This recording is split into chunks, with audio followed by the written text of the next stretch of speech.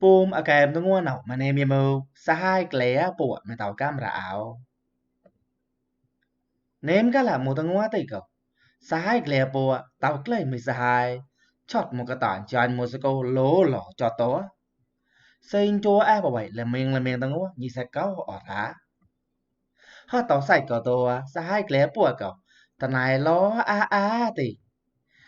เต้ามัวเจาะมัวกระกุมสวักสกัยเจแต่ไหนสนะสักเราอันตรายยีมัวก็ยีมัวมาดา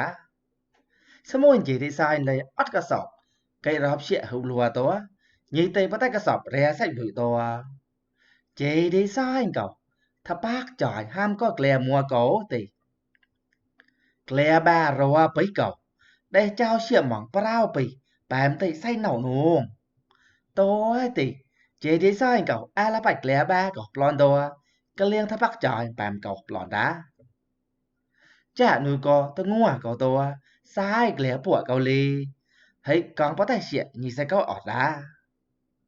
tàu lên song sài là tàu như sẽ cầu ô tô bèm nhì đan ua tết ác lại xia chân ạ mùa mùa đan cảm ra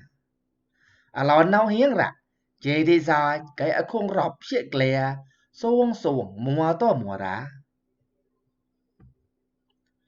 pum mà cái em nấu vừa với tôn lệ thà bà có bôi con cái cao tao ham cổ thì